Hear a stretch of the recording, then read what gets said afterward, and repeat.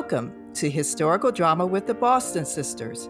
I'm Michonne Boston. And I'm Tequina Boston. We're your hosts and real-life sisters who binge on historical drama. We'll talk about films, fictional adaptations, and dramatic series as windows to the past and mirrors of the present. So fill your teacup or mug with your favorite sip as we explore what's fact, what's fiction, and the so what on historical drama with the Boston Sisters.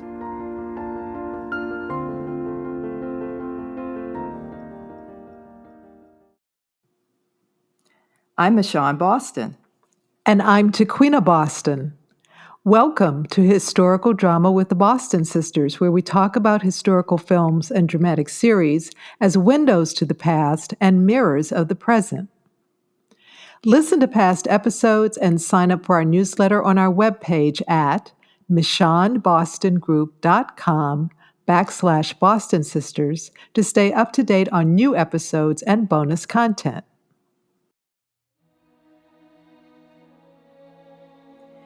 In episode 40 of Historical Drama with the Boston Sisters, we're talking with Robert Hofler, author of The Way They Were, How Epic Battles and Bruised Egos Brought a Classic Hollywood Love Story to the Screen.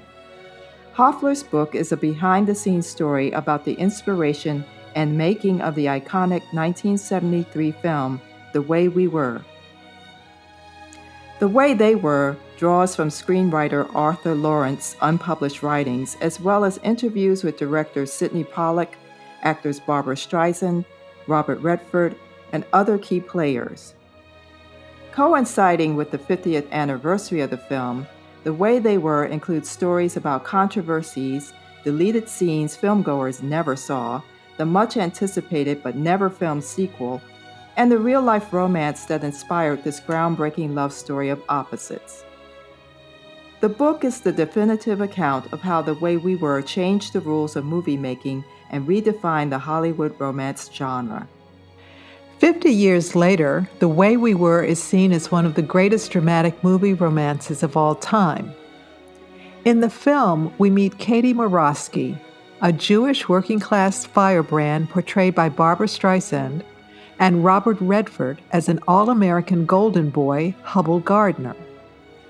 Set in post-World War II McCarthyism, Katie and Hubble are a young couple who fall in love despite their dramatically opposing views of politics, friendship, and careers.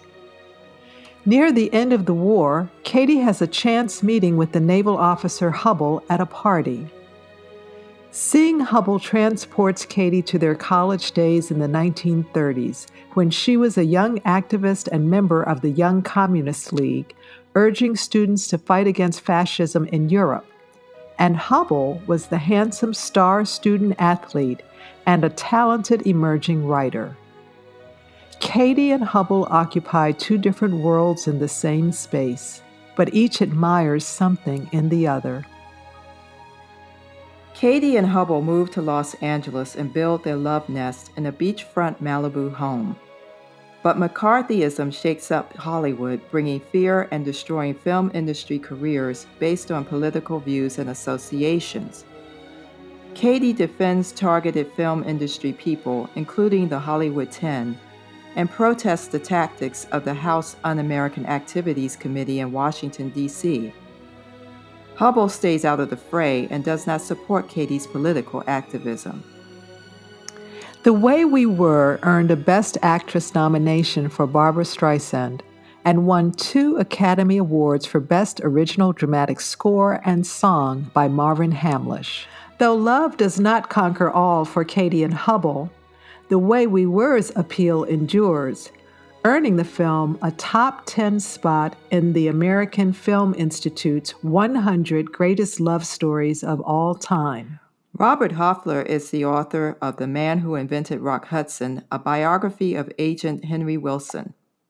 He's also the author of Variety's The Movie That Changed My Life, 120 Celebrities Picked the Films That Made a Difference for Better or Worse, Party Animals, a biography of producer Alan Carr that was a Los Angeles Times bestseller and is being turned into a documentary, and Sexplosion, From Andy Warhol to A Clockwork Orange, how a generation of pop rebels broke all the taboos, nominated for a Lambda Literary Award in 2015. Hofler has served as entertainment editor at Life, executive editor at Us, managing editor at Buzz, and a senior editor and theater reporter at Variety. He's currently the lead theater critic at The Wrap. Welcome, Robert, to Historical Drama with the Boston Sisters. Good to be here. Thank you for having me.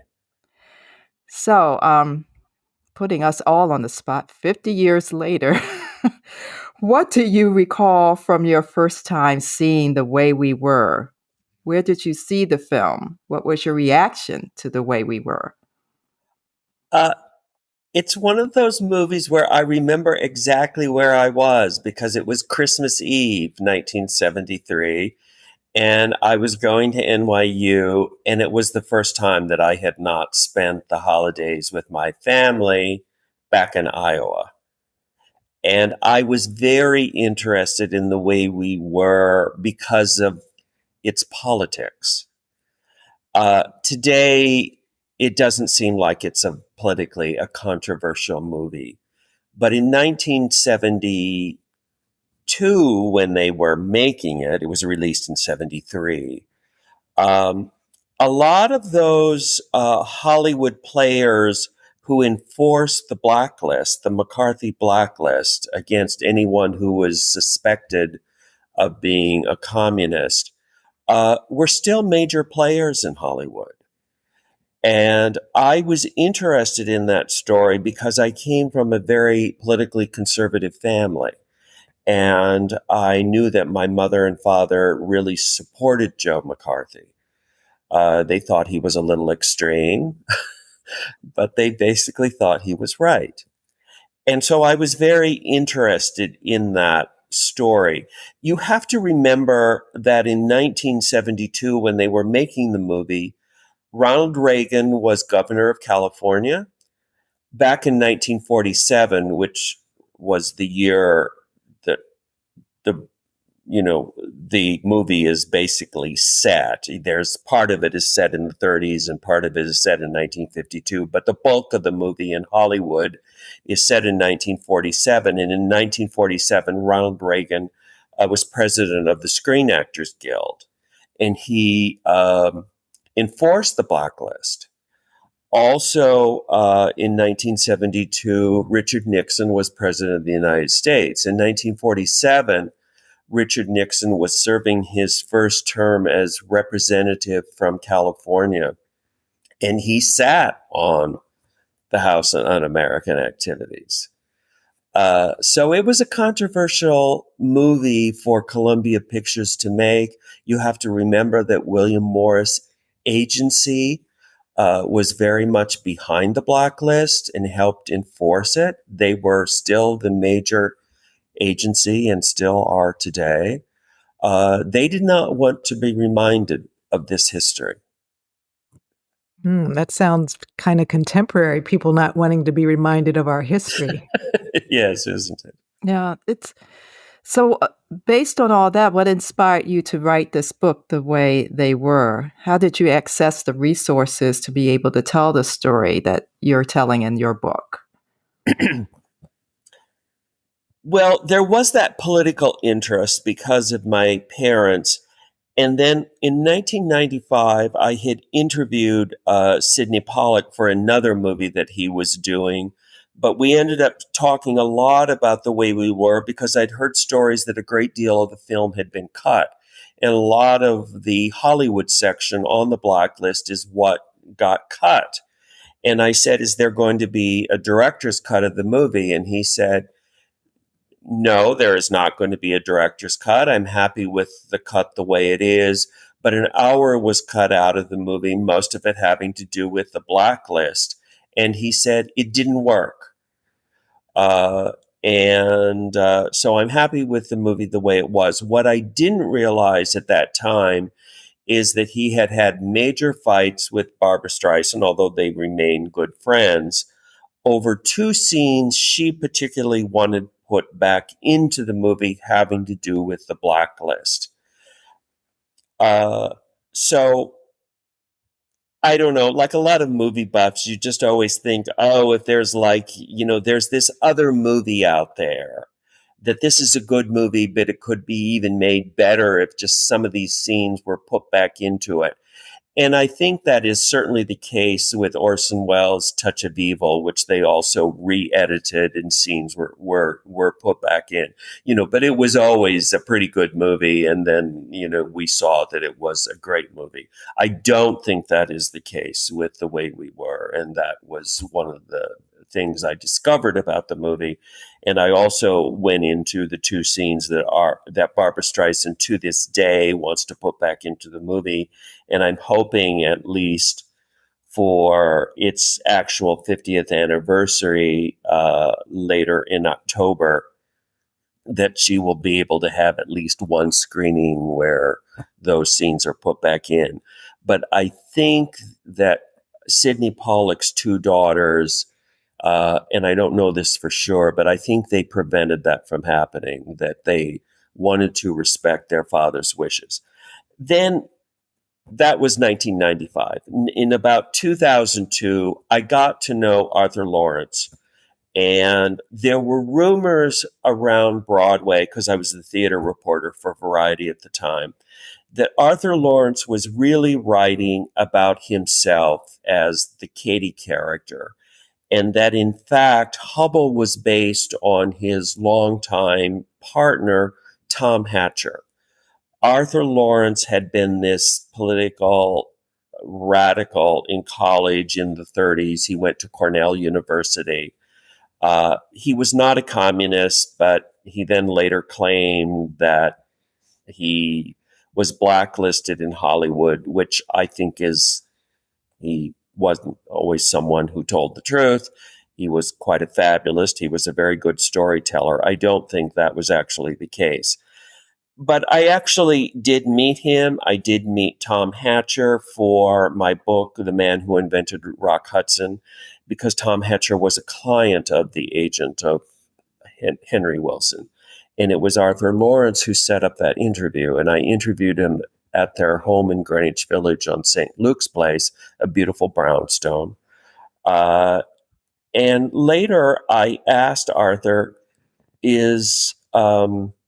when you were writing about the romance of Katie and Hubble, were you really writing about yourself and Tom Hatcher? And he didn't say no. He said, well, I was writing about myself as Katie, being a political leftist. And I was writing about my politics in college and also my politics in Hollywood. It's interesting because when the movie came out in 1973, I mean, we have to remember, 1973, you couldn't, a gay writer couldn't say, oh, I was really writing about myself. And that's Right. and so he came up with this woman named Fanny Price with a P, not Bryce, but her name. And It's I think it close. was I think People magazine found her, and she was surprised that she was Katie Murawski. But she had been head of the Young Communist League at Cornell University in 1937, and she had led this student strike having to do with Franco and the war in Spain.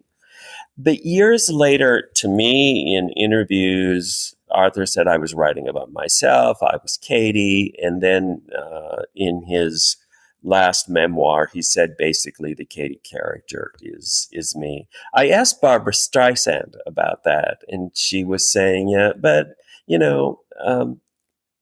I said, did you realize that the story was that personal to Arthur? And she said, at the time, no, but the story was also personal for me because I was a political liberal. And we have to remember, in the late 60s, Barbra Streisand, who was from Brooklyn, campaigned for Bella Abzug, and that wasn't something that a big movie star did for a little representative. I mean, For maybe sure. President of the United States. I know Paul Newman, and there were a few of those. But she was quite politically active, and Arthur was playing on all that. And of course, Arthur and Barbara were a lot alike. They were both from Brooklyn. They went to the same high school. They were very outspoken. They weren't people who got along easily with other people. They were kind of rambunctious. And Katie, that's kind of the charm of her, is that she riles people up. And Hubble wants to soothe things over. So anyway, should I answer the question whether I think that Hubble was really Tom Hatcher? No, I don't. Sure. I don't think he was. I think that Arthur was enough of an artist that he created these characters and they had like a life of their own. Tom Hatcher was blonde. He was gorgeous. He was Gentile. He was not politically involved. He became politically involved, and I think this is probably the inspiration for the story. He became politically involved when Arthur was writing this story, but it was for another political issue. It was back in the early 70s. It was called Intro 475 or something like that, and it was to legalize housing and unemployment for homosexuals in the state of New York. And he became very involved in that. And it was the first time that he was politically involved. And he, I think, drew inspiration from Arthur for that, because Arthur Laurents had always been very politically involved, where Tom hadn't. I also think that Arthur drew from his relationship with the movie star Farley Granger. They met in 1947, the year that the movie is set, on the Alfred Hitchcock movie Rope.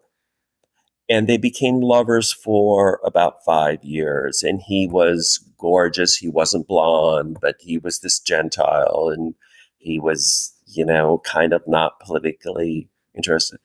And it's interesting to me that in the movie, Hubble has a one-night affair, and it's kind of like a big deal and whatever. Actually, it was Farley Granger who cheated on Arthur Laurents, and that brought an end to their relationship. And the person he cheated on he went to New York City to do some scenes for a movie set in New York, but of course it was really made on the back lot of MGM, but they had to do a few street scenes. And he had an affair with one of Arthur Lawrence's friends, Leonard Bernstein. So that was kind of the Leonard Bernstein was kind of the Lois Childs character in The Way We Were, if you want to really kind of force the analogy or comparison or whatever you want to call it. But I think Arthur Laurents was a real artist, and he knew how to take something from his own life as inspiration and create something that was different So and unique. based on what you said, in addition to your book, people will be anticipating Barbra Streisand's memoir coming out. With more information. Yes. And then the Leonard Bernstein Maestro, based on his life with Bradley Cooper. Yes, I'm interested in seeing both Maestro and reading Streisand's book. Yeah, it's all coming together. As I was reading The Way They Were, I had the experience of, this is how the sausage gets made. And I wonder, in that you were writing and you were having all these interviews and access to resources, what impact it might have had as you look at the film now that you know what went into the making of it. Did it affect how you see the film in any way? Or are there things that stand out for you that didn't when you first saw it in 1973? From what I understood from my interview with Sydney Pollack and what I read of subsequent interviews that were done with him, and also looking at what was very important for research for me were all the memos and letters that were written between Sydney Pollack, Arthur Laurents, and the producer of the movie, Ray Stark. And there were dozens and dozens of them, and they were very detailed. And I realized that I was dealing with three very intelligent, very creative men. And that also went for Streisand and Redford. I thought they were smart people. I'd written other biographies, and I didn't necessarily think that the subjects of those were also very smart people. But here there were five people who were really smart. What still kind of confounds me is that they shot an hour of the movie that isn't there. How could you know that you were making a 2-hour movie and shoot a 3-hour movie? It seems odd to me, but Pollock described the problem is that they couldn't make the politics and the romance in the Hollywood section of it come together, and they were having problems with that. So I think they were going like, well, maybe this will make it work. Maybe this scene will make it work. And it is interesting that so much of it was cut out in the Hollywood section that they officially wrapped the movie on December 1, 1972. They did reconvene in early January to reshoot a couple of scenes and a new scene in January. But then when they edited the movie in March, they had cut so much of the Hollywood scene out that they had to regroup in early May to shoot the croquet scene. If you remember that, it's really kind of the first, maybe it's the second scene set in Hollywood. I think the first scene set in Hollywood is Streisand and Redford are on a sailboat, and you know that they're in Malibu. But then the next scene is they're in a little roadster and they're going to the director's house in Hollywood, and everyone is playing croquet. That was the last scene that was shot for the movie, and it was shot like almost 6 months after they thought they had wrapped the movie, because they needed to introduce all the Hollywood characters who were originally introduced in a scene in a commissary. There was a lot more scenes where we saw the movie that was being, Hubbell's novel was being turned into, and that. And when Ray Stark saw that croquet scene, he freaked out. He was at the Cannes Film Festival, and he says, it's lifeless, it doesn't work.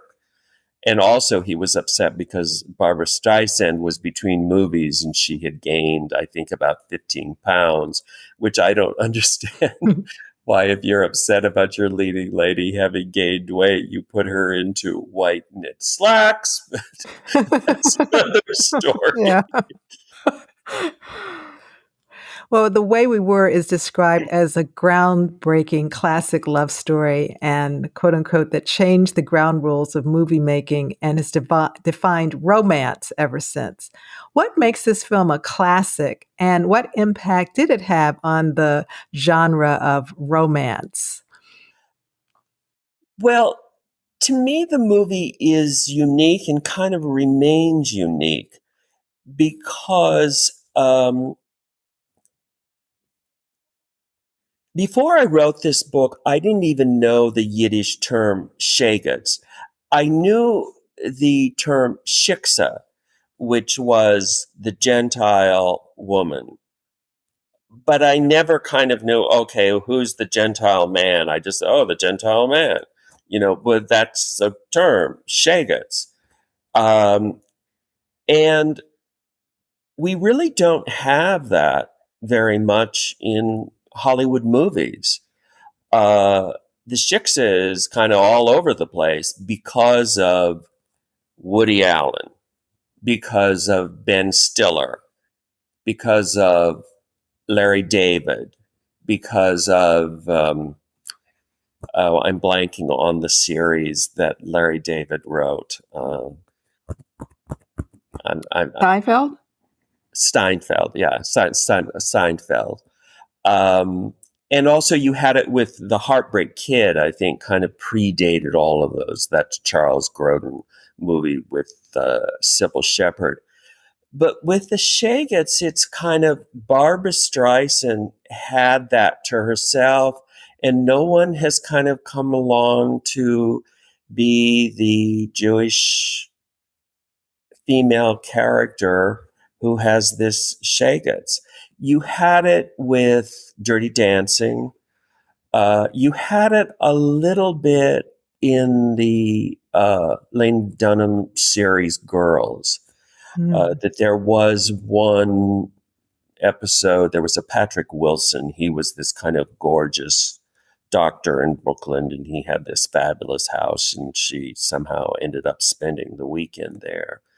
But other than that, and I asked all my entertainment friends, who are the other Shagets in Hollywood movies? And everyone was kind of coming up blank.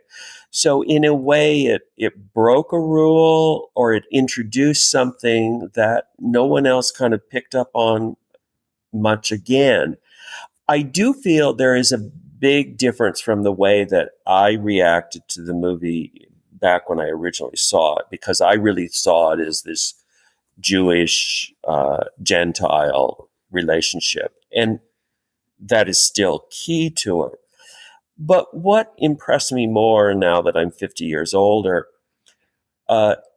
is that the movie seems to really capture a flaw in so many relationships and even successful marriages, that there is one person who perhaps loves more, who works harder to keep the relationship going.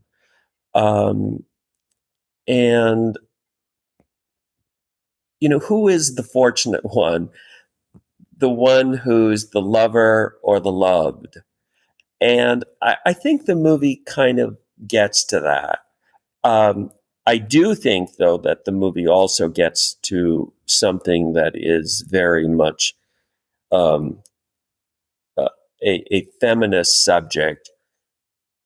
And maybe it's not feminist, but it's like, even though you love someone, there is something about yourself that you should not give up. And I think that in this movie, Katie gives up too much when she moves to Hollywood. And she realizes that. Yeah. Even if the man is Robert Redford. I agree. Yeah. I mean, what she said, I like Alice Faye. Yeah. As you say that, I'm thinking that is so much a theme in a lot of romance stories now. Even I remember some years ago, there was a reference to Katie and Hubble in Sex and the City. Oh, yeah. So there is that one loves more than the other kind of, and how much do you give up for someone you love? And it was interesting to me because I was up in Provincetown and they had a screening of it. And two of my younger friends, I mean, they're like 45, 55, they had never seen the movie before. And they actually didn't think that Hubble loved her very much. Ah, interesting. They thought that he was kind of in love with her admiration of his talent. Or you could say he loved in her what he lacked in himself. Yes. Sometimes they say couples, opposites balance each other off based on, what they don't have, the other person does bring to the relationship. Speaking of women, often women are not the primary audience for feature films. I mean, once we get into the bottom line rooms. But in reading your book, obviously The Way We Were would not have been the box office success it was if not for women in the audience.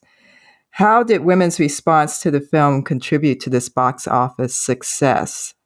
Or what do you think drew women? I think you just answered that question, but how did it enhance that box office success? An interesting interview I did was with film's editor, John Burnett, who is now about 95 years old. And it was an interesting because he wasn't difficult to find, but he was difficult to line up an interview. I don't think he really wanted to be interviewed, but of course, once I finally got him interviewed, he loved talking about, what was a very productive time in his life. He said something very interesting about the way we were. He said it was unique because he said, when I tell people the movies I've edited, the men almost always say, I don't like the way we were, but it's my wife's favorite. And I don't, women made the film a hit. I mean, that's just all there is to it. Well, I can kind of see. Was it a date movie for women? Well, I think men, I suppose it was a date movie, or maybe, like Sex and the City, when that movie came out, the women went to it either alone or with each other. I'm not so sure that it was a date movie. I think women probably went to it together. I'll tell you what was really interesting to me, and I was really just like, every once in a while, as a reporter, you just go like, oh, there is a God. The movie got mixed reviews. I mean, I think Sydney Pollack said, it got 70% bad reviews. That's not true.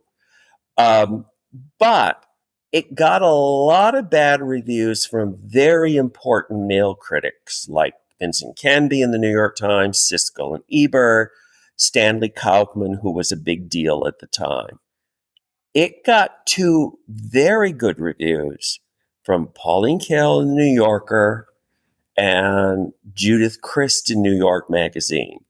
Now, for your younger listeners, Pauline Kael and Judith Crist, they weren't important female film critics. They were important film critics. Yes. And both of them used the same word. They called the movie entertaining. Now, I work as a theater reviewer. Entertaining is not something that I use. It's kind of an amorphous word. And it's like, well, I'm a critic. I'm kind of above whether I'm just entertained by it. But both used it as entertaining. And I thought, here were women who I think at that time would have been in their 40s. They had seen thousands of movies. And they had probably seen a zillion times where the average looking Joe, whether it was Spencer Tracy or Jimmy Stewart or Humphrey Bogart, were landing the most gorgeous women in the world. Mm-hmm. Ingrid Bergman, Katharine Hepburn, Kim Novak, and also who were like maybe 10, 20 years younger than they were. And that's just a male fantasy that we just accept. Oh, yeah, of course they were those women were attractive, and those men were charming, and they had a lot of money, and they were successful. But the reverse, we just did not see. And, as we were saying before this podcast, there was another podcast that I had done where this man asked me, there's a line in the movie where Robert Redford calls Katie beautiful. Are we supposed to take that seriously? And I just had to laugh because, yes, we're supposed to take that seriously. He did see her as beautiful. And the thing is, Streisand really did change what we considered,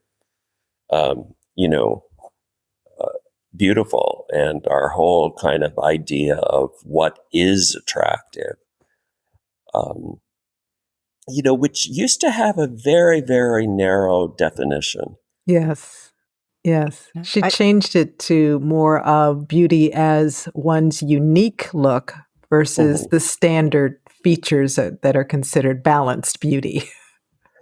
Yes, and Arthur Laurents did address that. He talked about, I think, Grace Kelly. He was saying that maybe today, she was considered the epitome of like what was 50s beauty, but today perhaps she would be considered a little too regular. Mm-hmm. Um, Yeah. You've been enjoying Historical Drama with the Boston Sisters, a podcast where we talk about historical drama series and films as windows to the past and mirrors of the present. Visit our webpage at michonnebostongroup.com/Boston Sisters. Share this podcast. Join our historical drama community by signing up for our newsletter to stay up to date on future episodes and bonus content. Now, back to our podcast conversation. So, going back to your book too, because there's so many things that happen behind the scenes in getting this movie completed. In some ways, you could say it was a miracle that it got done at all, that The Way We Were happened at all. Talk about some of those primary conflicts that may have been challenging to get this film to completion. the movie was really quite.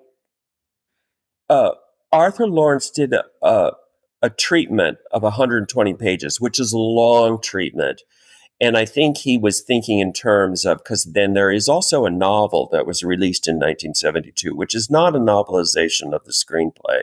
It is a separate novel, but if you really want to know what Arthur Laurents wanted the movie to be, you should read his novel, The Way We Were. And it's not a very good novel, frankly, but you can see that's kind of more the story that he wanted to tell. Actually, as soon as Ray Stark asked Arthur Laurents to write a screenplay for Barbra Streisand, and both men had a very close relationship with her. That Arthur Laurents had cast her in her first Broadway show. I can get it for you wholesale. I always have a problem with that because I always want to say how to succeed in getting it for you wholesale. Morphine too. There's two different shows there, and I can get it for you wholesale.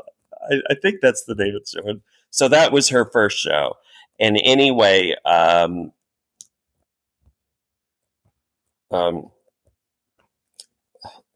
Ray Stark had produced Funny Girl on Broadway and also the movie, and that was a project that was very close to him because it was about his mother-in-law, Fanny Brice, and his wife, Fan Arnstein, wanted Mary Martin to play her mother. So Barbra Streisand was like really kind of an unusual choice. So both of these men had a relationship with her, and both Ray Stark and both Barbra Streisand, as soon as they read the treatment, were like, yes, we want to do this movie. So that movie was a go. She was a huge star. They thought of Sydney Pollack, and the reason they thought of Sydney Pollack is that this was her first really dramatic role, and Sydney Pollack had been an acting coach, and he had directed Jane Fonda in They Shoot Horses, which was the first time that she was ever nominated for an Oscar. So Streisand was excited to be working with Pollack. Where there was a problem was with Redford, because everyone wanted Robert Redford, and Redford hated the project. He just didn't want to do it at all. And they spent 8 months trying to convince him. The movie would have been made without him. It would have been made with probably Ryan O'Neal. And Streisand, he had made a movie together, so fine, and it would have been Ryan O'Neal. But Pollack did not want to make the movie with Ryan O'Neal. And I think Redford finally said yes to the project because he was friendly with Sydney Pollack, and he knew that Sydney Pollack, well, that's what Redford told me, is that I knew that he would get the script in shape, that it was something I wanted to do. And that meant that Arthur Laurents was originally fired from the project. They brought in other writers. They basically changed and beefed up the Hubble role. And then when they started shooting, they were well into production. Ray Stark was not happy he was happy with the Hubble character, but he wasn't happy with Streisand's performance. He wasn't happy with the Katie character. And so he said, there's no one who knows Katie better than Arthur Laurents. So he rehired Arthur Laurents, and then he started writing more scenes. And, there was just there was just an hour of the movie cut out, which is just kind of ridiculous.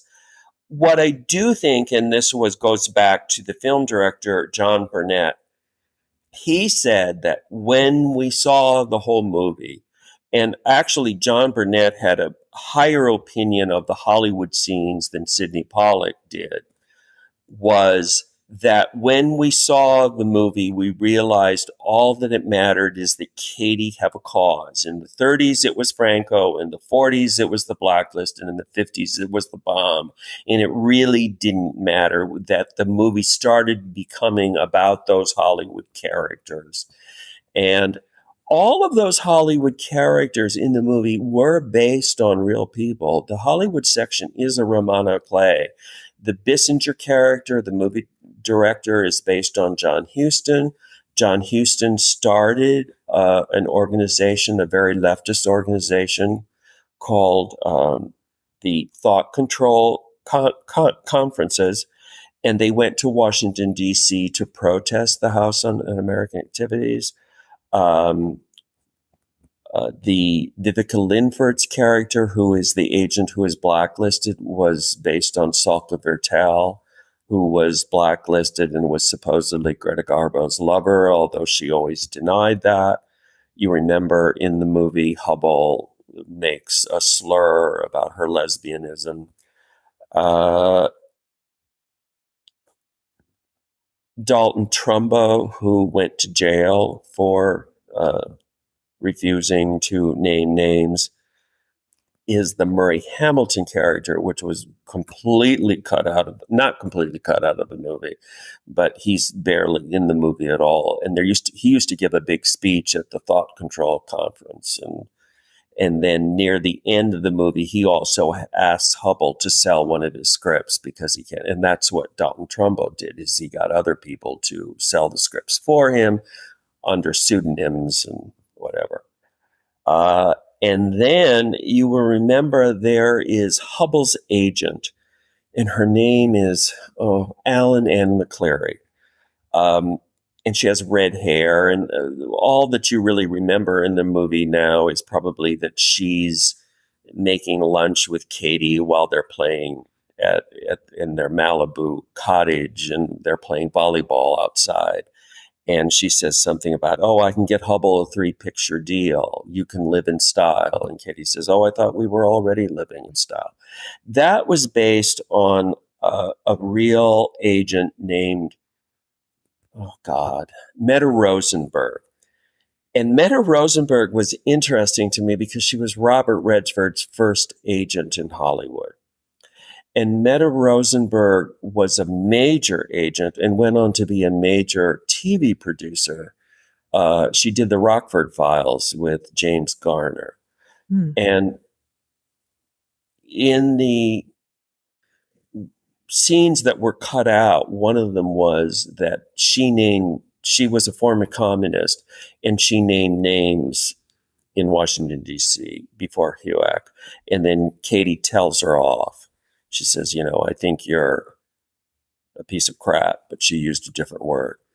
And that was Meta Rosenberg. And my interview with Robert Redford was done via email. And there were a couple of questions Robert Redford did not answer. And one of them was about Meta Rosenberg. And did you know that character was based on your first agent in Hollywood? And the other thing that Robert Redford did not respond to is there are 2 love scenes in The Way We Were. Of course, the first one is the very famous where he falls asleep on top of her. That scene took 2 days to film. I mean, Ray Stark was really angry that scene took 2 days to film. And having spoken to people who were there, it was kind of obvious that Barbra Streisand had a real crush on Robert Redford and wanted to do take after take after take after take. And finally, it was Redford who gave some high sign to Sydney Pollack, like, I've had enough. I mean, it was the back of his neck. But then there's a second love scene, which people don't even kind of know is like really a love scene, because it kind of dissolves into one of those Hollywood montages where Streisand and Redford are just kind of running around in the streets of New York City. But it takes place in front of a fireplace in front of Katie's apartment. And they end up kissing. And then he was supposed to say, "It will be better this time." And he refused to say, "It'll be better this time." And I asked Redford why, and he did not respond. And I think it was because Robert Redford is always good. He was also supposed to say at the end of the movie, although there is no indication in his hair and makeup, that when she put her fingernails through his bangs the final time in front of the Plaza Hotel, he was supposed to say the word gray. And that line was crossed out of the script. Blonde forever, huh? Well, many of the people who were involved were contemporaries of the time that the film depicts. And you've talked a lot about how particular characters were actually based on real people and real events. And the folks involved with making the film, a number of them had lived through the 30s, World War II, and the Cold War times, including the Red Scare.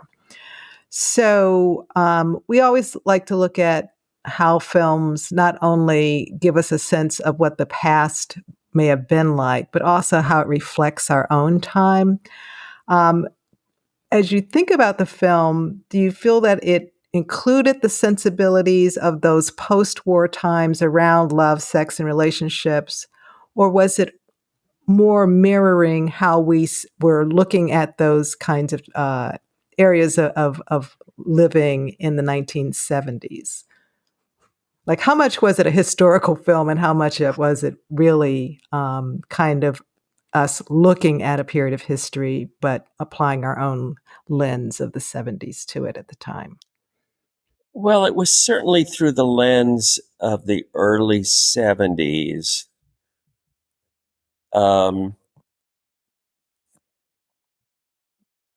I mean, the film is not hard-hitting when it comes to its politics. You know, the Republican Party is never mentioned in that movie. And I feel that the movie is a reminder today that the Republican Party continually loses its mind. We can go back to Herbert Hoover.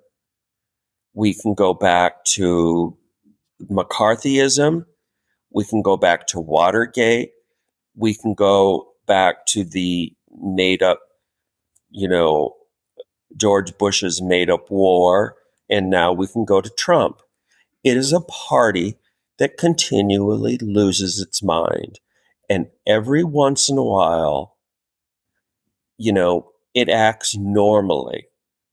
But at its base, it is corrupt and it is fascist. And I don't care how many people don't want to read my book because of that. But the movie pulls its punches that way. But I do think, in a way, it does remind us that the Republican Party, is at its heart corrupt, even though it's not mentioned in the movie. And we see that we come through these periods. One of the things that Redford wanted in the movie is he wanted Hubble to have more of a point of view. And the big scene that was written for him was the Union Station scene in the cafeteria, which is miraculously empty, even though it's during the middle of the day. It's where the police kind of throw Hubble and Katie after she has returned from protesting HUAC in Washington, D.C. And Katie says people are their principles. And I can't remember exactly what Hubble says, but Katie sees the immediate problem. Hubble takes the existential view, the larger kind of picture of life, that in 10 years, the Dalton Trumbulls of the world and the Daryl F. Zanucks of the world will all be making pictures together again. So let's just forget about doing anything right now, because this is going to affect our lives. And of course, it did affect people's lives. Some people committed suicide. Some people had to move to Europe. Some people had to give up their film careers. Zero Mostel became a huge Broadway star. But a lot of people didn't become a huge Broadway star. That was the end of their career. People like Joseph Losey went to England. Jules Dassin went to Greece. They made good movies, but they could have made, good movies in Hollywood. And, it's not everyone has that kind of talent and that ability to survive all that. But Hubble takes this existential view of things, and that was a viewpoint that he wanted put into the movie. So he was very happy with that scene. Arthur Laurents hated the scene. He didn't. Arthur Laurents essentially kind of wrote a Ken doll, and actually Robert Redford called the Hubble character a Ken doll, and that is what he did not want to play. We also have to remember that in 1972, a Barbra Streisand movie was a Barbra Streisand movie. He didn't want her to sing. He didn't want her to sing The Way We Were. And there was controversy about whether a character who was a communist should be singing a title song. Wow. And and in the movie before that, Ray Stark had produced The Owl and the Pussycat, and he had had some theme song that he wanted Barbra Streisand to sing, and she says, "No, I'm not going to sing it because who's ever heard of a singing prostitute?" Which is kind of weird when you think on Broadway it was Sweet Charity. Yeah. She was a dance hall girl. There was it was like prostitutes, Irma la Douce. It was just kind of. But anyway, they didn't, and I think she just really liked the song. And Marvin Hamlish had written the score for Ray Stark's previous movie, Fat City, which resurrected the career of John Huston. And so that's how The Way We Were. But Redford did not. Well, he just said, I don't want her singing in the middle of the movie, because a Barbra Streisand musical was a Barbra Streisand musical. No one remembers who those leading men were. I can see his point of view on it. Even a Robert Redford, huh? Yeah, I think people will now reinterpret the meaning of Ken doll now that the Barbie movie is out. Yeah. That's true. And it was interesting because as I was watching, I did go see the Barbie movie, and I was thinking of, how is Hubble like this Ken? Or how is this Ken like that Hubble? And the way we were. So it's Well, he wasn't. It was we're so used to that character, that trophy, as being female, that it's a little weird when it's a male trophy. I do want to say one thing. I do want to talk about the two scenes that to this day Barbra Streisand once put back into the movie. Can we talk Oh, about yes. Yeah. that? Will we ever see them? Okay. Well, you can see them if it's the 25th anniversary edition of the DVD. And there's a special edition that's a documentary called Looking Back. And they don't show the whole hour that was cut out of the movie, but they show 11 minutes that was cut out of the movie. The movie was previewed in San Francisco on a Friday night, and it was 2 hours and 11 minutes, and it was a dud. The audience was not responding the way they wanted at all. And the next day, Sydney Pollack cut out 11 minutes, and you can see those 11 minutes in that documentary. And when they showed the movie at the present day, 2 hours, they had a big hit. I have always been surprised that they didn't, because of the clout that Barbra Streisand had, that she wasn't able to say, hey, look, can we have a third screening where we put in these two scenes that mean a lot to me? And I wasn't able to ask her this question, but I'm sure that the experience with The Way We Were had to contribute at least to why she wanted to direct her own movies. There is a scene, and Arthur Laurents had written it, and he wanted it in, because both of the scenes that were cut were things that he had written, and he also wanted the two scenes in. We know the scene where Hubble and Bradford Dillman. That sounds right. Yeah. Yeah, Who okay. played Anyway, JJ? it's his friend JJ. Yeah, It's his JJ. friend JJ.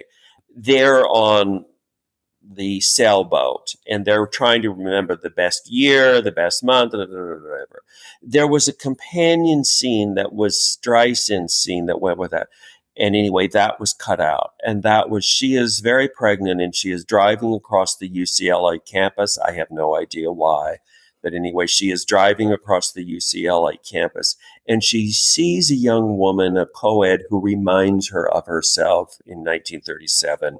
And the co-ed is railing against the blacklist in Hollywood, and all of these people are making fun of her. And the camera comes in on Streisand's face, and she's crying. And that scene was cut out. Pollack was very political with Streisand. He always said there were too many scenes of her crying in the movie, so that's why I cut it out. But in the memos he wrote to Ray Stark, he said he cut it out he says it's corny, it's too spot on. And you can decide for yourself whether but the scene does drive home the point that she has made a mistake, that she has given up too much of herself. And that is the way she used to be and the way she probably still should be. Then the big scene. We know the scene in the Malibu cottage where she says to him, stay with me until the baby is born. Right before that, in that same scene, Hubble tells her that her old friend Frankie McVeigh, who was played by James Woods back in college, has informed on her before HUAC as being a communist. And she says, well, big deal. I'm nobody in Hollywood. No one cares who I am. And they said, yeah, but they care who my wife is, or something like that. And she says, well, I'll divorce you, and that will settle everything. And he says, no, it won't. But then she says, well, stay with me and so obviously he goes along with that. Well, that kind of changes the movie. Yeah. Because, it just changes it. Streisand told me, she says, now the way the movie's edited, it's as though Katie leaves Hubble because he's schtuped, and that was her word. He schtuped another woman. Okay, you can see it that way. I don't quite see it that way. I feel that Hubble had the one-night affair with the Lois Chiles affair, Lois Chiles character, because he considered that that the marriage was already over.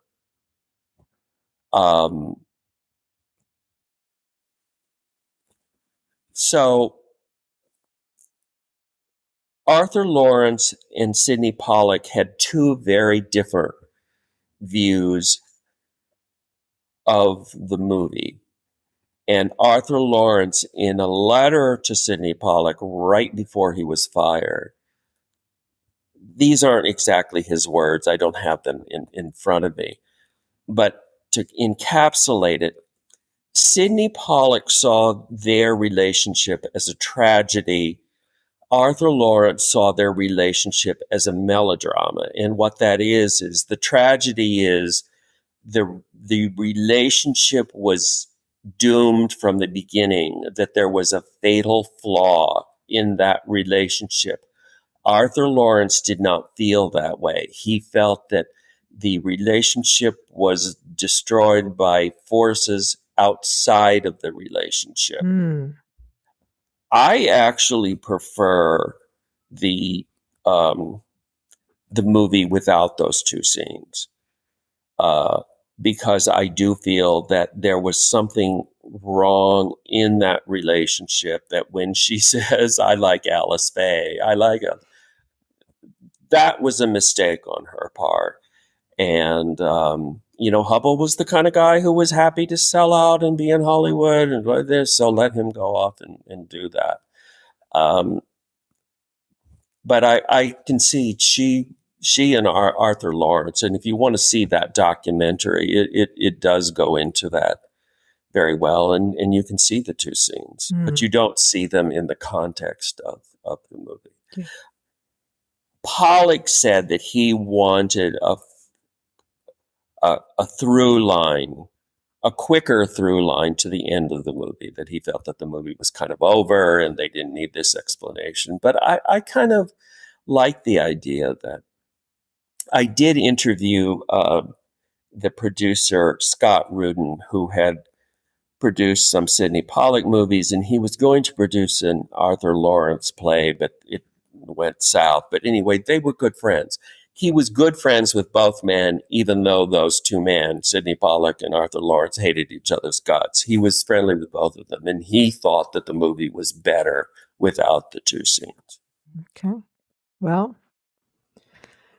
people obviously like the movie, and they don't even know those two scenes existed unless they read your book. Well, we're 50th anniversary is coming up in October for the film. Does the film still feel relevant? You said you saw it with some younger folks recently who hadn't seen it before, or could this film be made today? So I have seen the movie since I wrote the book almost as many times as I saw the movie before I wrote the book. I have to say it was a pleasant experience seeing it, even after it, and seeing it with audiences, because there were a number of places that, I would do a book event and then they would have a screening of the movie and I would be able to watch it.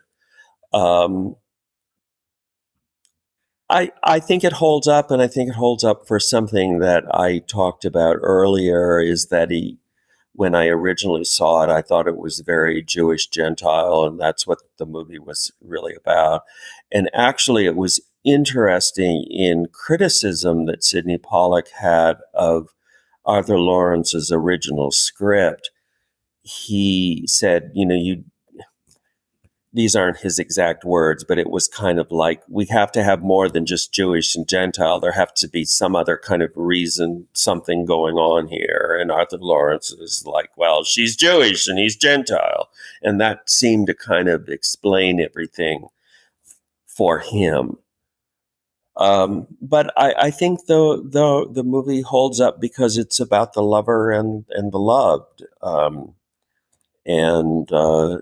That quite often in relationships, even in successful relationships, there's someone who makes it work. There's someone who tries harder. There's someone who works harder.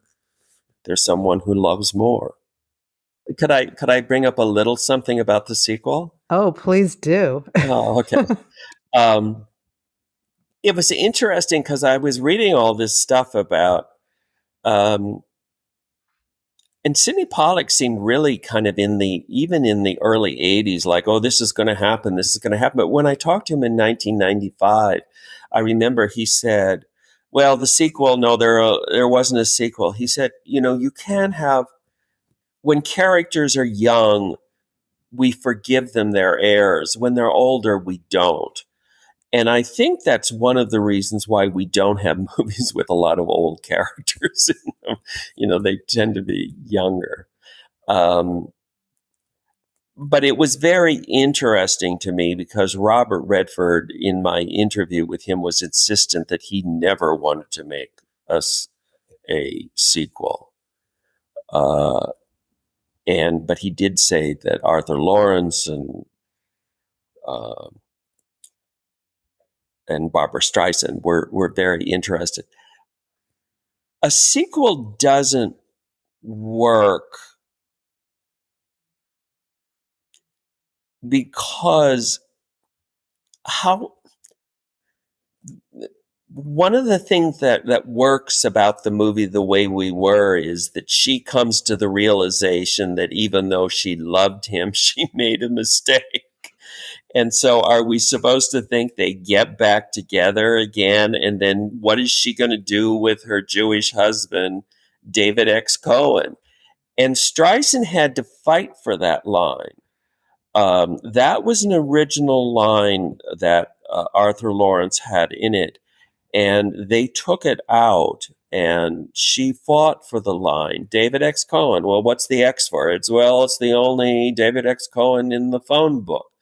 We know that along with no longer straightening her hair, she has kind of gone back to her roots. Yeah. And so how can she kind of, the story is over, and I have to give it to Redford his credit. I don't think as a director, as an actor, he ever made a sequel. And I think, when people talk about sequels, yes, there's been some successful sequels. I guess The Godfather, although the third one I think is a disaster. It's a one-off. Yeah. Yeah. I'd agree. And I think it just feels more real the way the film actually landed, that Katie accepting herself as who she is, as Katie. Mm-hmm. And love does not conquer all. There are times when you have to choose yourself. And I was glad Katie remarried and that her husband had a Yes. name. We don't know Yes. the name of the woman Hubble was with. I wasn't even sure that they were even married when she says your girl is lovely. Do you know, in the original, one of the things that they did to soften the Hubble character is that in the original story, he has an affair with the director's wife, who is in the movie. She is a blonde actress named Diana Ewing. She's hardly in the movie, but it wasn't. The Lois Childs character is not brought to Hollywood. She just stays in New York. But they brought her for that one night stand. But Hubble's affair has been going on for months in the original screenplay. So they reduced his affair to one night. And in fact, in the original screenplay, Katie actually even says to Hubble, well, how is Mrs. Bissinger or whatever her name is? I'm trying to think of what it was now. But anyway, and he says, oh, well, by the time the divorce came through, we had already broken up. So that was a month's, if not a year's long affair that Hubble had. And that was one of the things they did to make Hubble more likable. And I think it was the right choice.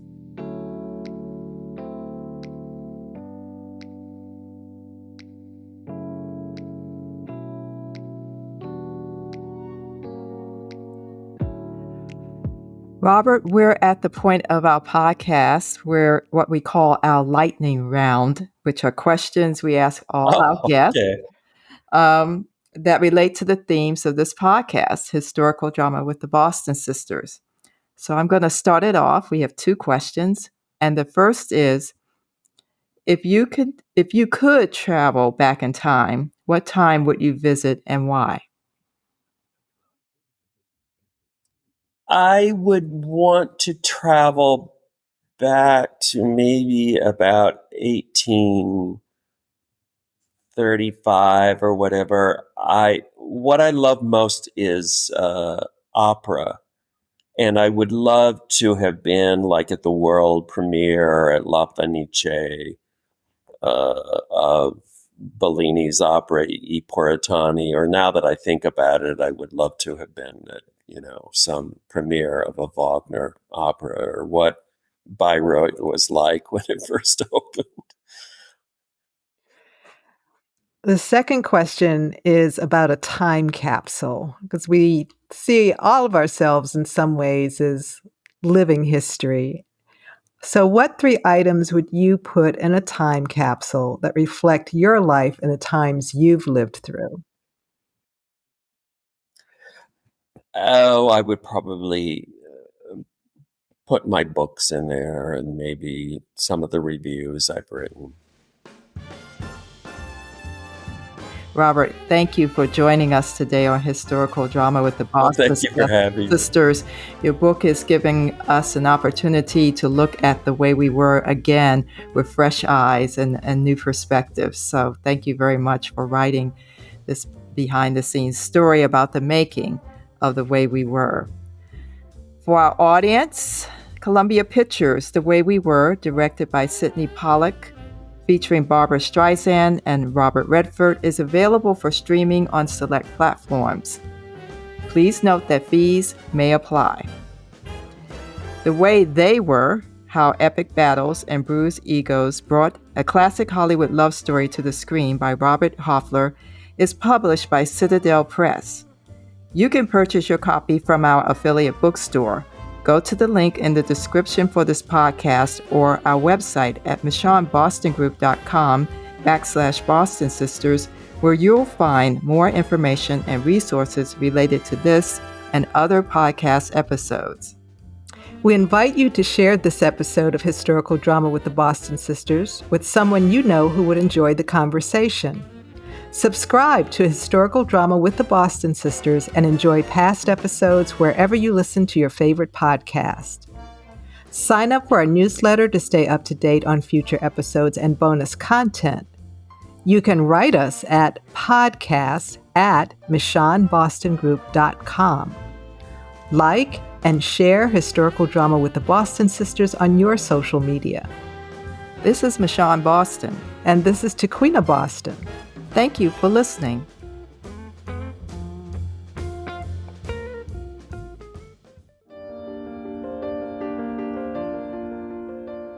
We hope you enjoyed this episode of Historical Drama with the Boston Sisters, a podcast about historical films and series dramas.